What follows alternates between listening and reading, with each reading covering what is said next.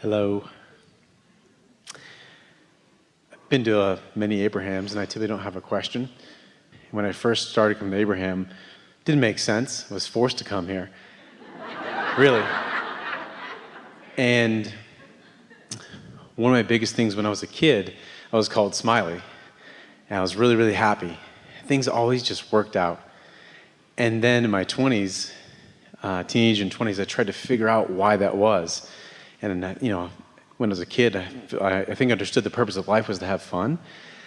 And as I started digging more into metaphysics and reading, and it became more about sort of trying to manifest success, and maybe it's more about accomplishments.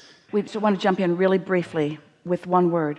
From our perspective, the utter definition of success is joy in this moment. So satisfaction is the success that you're looking for, and every other kind of success will follow that. The success of alignment with who you are then connects you with the success of everything that you've asked for too. But if you're looking for anything other than that, then you get off track pretty easy. Yes. Joseph Campbell said, follow your bliss. Right on track. That's exactly right on track. Okay. That changes the perspective too. Yeah, I get that. I've had some contrast through relationships and business and that kind of stuff. And good. It's the stuff eternity is made of. Say that again? Contrast is the stuff that eternity is made of. Without contrast, there cannot be clear choices. And without clear choices, there cannot be new creation. So contrast isn't you doing something wrong. Contrast is life serving you, serving your evolution. And once you're really good at focusing quickly, then contrast doesn't bother you at all. You just see it as opportunity to choose. Because contrast doesn't defeat you when you're in the driver's seat of choosing.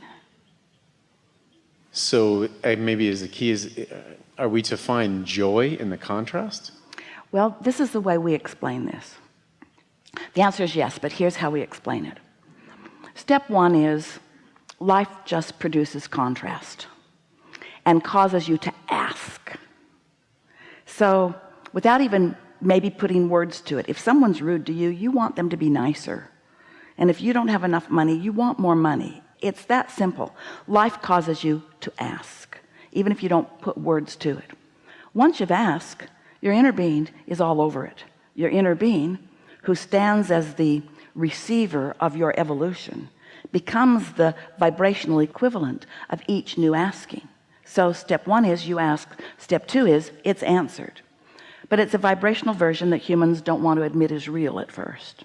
Step three is admitting it's real. Step three is accepting that it has been asked and answered, and that it does exist, and then finding a way to get into the receiving mode of what you're asking for, because it's constantly being revealed to you, but you've got to get in a receptive mode so that you can receive what's being revealed. It's like the radio station can transmit the message or the music, but if you don't have your tuner set, you're not going to hear it.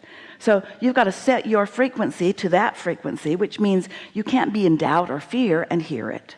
So we teach meditation as the easiest way to get there. When you quiet your mind, you stop all thought. When you stop all thought, you stop resistant thought. When you stop resistant thought, your vibration rises. And when your vibration rises, you're in sync.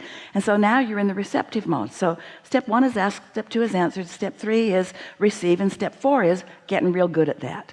Being so good at receiving, mostly because you like to feel good, and because you've practiced quieting your mind so you can go there easily. So step four is just being real good at step three. That seems silly to have a whole step that's about the step before it. But the receiving mode, it's not like a college degree where once you accomplish it, it's yours forevermore. Hang the plaque on the wall, I have received. It's not like that, because it either is or it isn't in the moment, depending upon how satisfied you are, depending on what you're doing with your thoughts. So step four is maintaining some stability there. And then step five is what you were just talking about. Step five is being back in a contrasting moment, and hear this, often because your inner being inspired you there because you want more expansion. Because if you want expansion, that means you want answers. And if you want answers, you need questions. If you want expansion, you need solutions. And if you want solutions, you need problems. Would you agree? And so when you're tuned in, tapped in, turned on, then very often you are inspired right into the clarity of a problem, because it asks a question that the solution is so satisfying when it comes. It's not failure on your part. It's nothing for you or anyone to be disappointed about. It's the process, and understanding the process and being at one with the process. And then once Esther caught hold of that, when something wonderful would happen in her life, she'd say, I did that. And when something not wonderful would happen, she would say, I did that too. Because she understood that it's part of the clarifying process. But it's certainly not anything to lose your happiness over. If you've been even watching this forum or listening to this forum for a while, isn't the most satisfying conversation, doesn't it follow a big problem that somebody has projected? Or a big question? Our answers are only as good and as big as the question. If you've got a tiny little question, we got a tiny little answer. If you got a great big question, we got a great big answer. And your satisfaction factor is proportionate. It really is. Okay. I think I just got that. You think you did too. It's almost this back end step from 5 to 1. Like that is the cycle. The quicker you can move through that.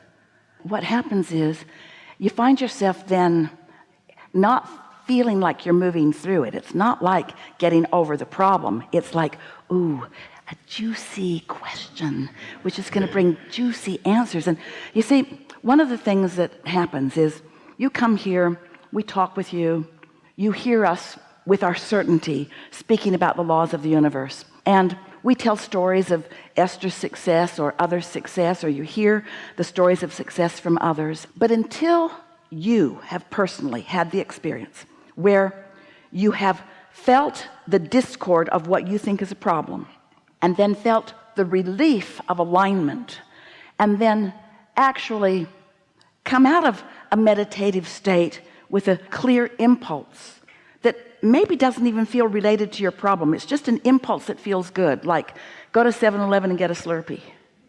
But the impulse is so strong and it feels so good that you do it. And then the next impulse leads to something that is a huge payoff. You meet someone, or another idea comes, or you buy a winning lottery ticket, or something happens. Until you make the correlation between a quieted mind, a raised vibration, a receiving thought, and the following through on it, then you don't know what we're talking about. It's just so many words. But once you start deliberately allowing your vibration to rise, and then receiving the thoughts that come from it, and acknowledging. The other day, here's Esther's newest example of this. So, you know, if you've been listening to us, Abraham teaches easy meditation. We don't encourage you making a big deal about anything. In fact, we say, listen to the air conditioner, and if you do, and you can just isolate that sound, your thoughts will stop, your vibration will rise, and you'll have a meaningful moment with us. And some people get that and do it, and some people think, oh, there's got to be more, and don't even try. But it's what we mean. It's how Esther does it. It's how Esther has always done it. So the other day, they were in Asheville, North Carolina, which is known to be a spiritual community. And friends who Esther met there said, let's go to the Salt Crystal Cave. And Esther thought, oh, a cave. So they went to a building and went to a room.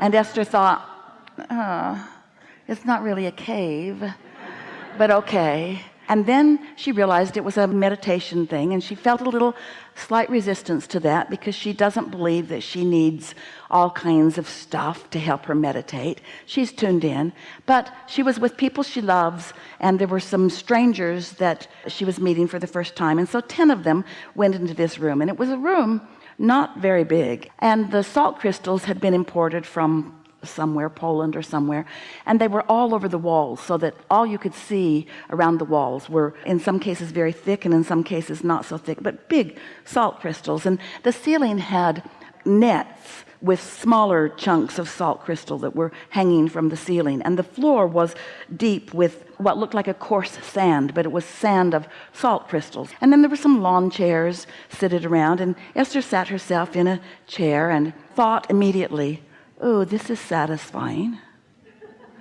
the temperature was perfect, and there was a water fountain dripping, delightful sounds, and the fragrance of eucalyptus was very soft in the room, and music, really quiet, beautiful music. And Esther sat back in her chair and thought, I love this.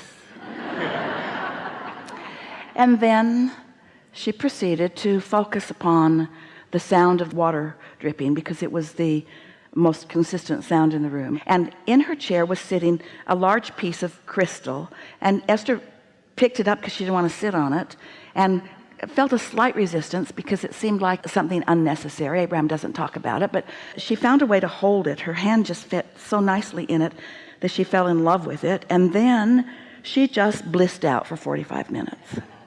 And when it was time to go, she wanted to take her rock with her, and they allowed her to pay $4 for it.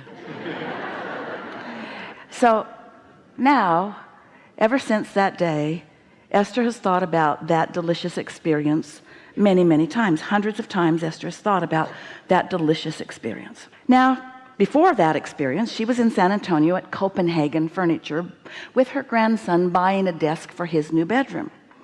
And there was a man there who was helping them make the choices, and Esther and Luke made really wonderful choice, and the salesman complimented Luke to Esther in front of Luke, and Esther really liked that.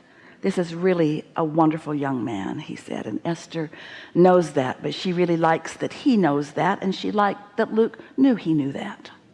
So Esther has another little love affair going on with a stranger, and then she went back with Tracy a few days later and bought some bar stools and met somebody else who knew Esther, and then she went back a few days later and bought some more bar stools, and now this man is there, and he says to Esther, do you mind if I take your phone number and call you?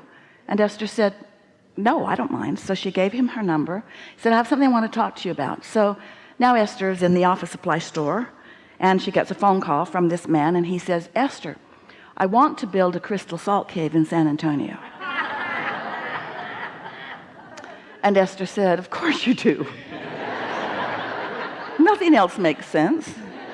There's no thought that's been more active in my mind over the last several days. In other words, when things like that happen to you, you know how loved you are. You know how well the universe is managing things for you. You understand the continuity of things. And so.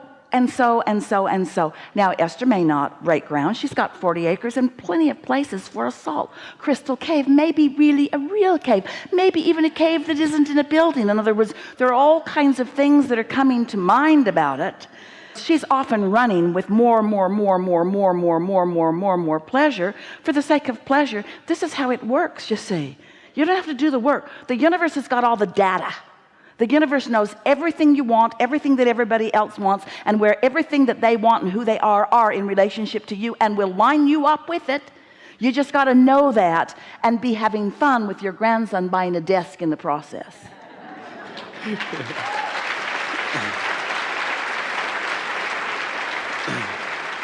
And Esther doesn't even believe in the necessity of a salt crystal cave for meditation.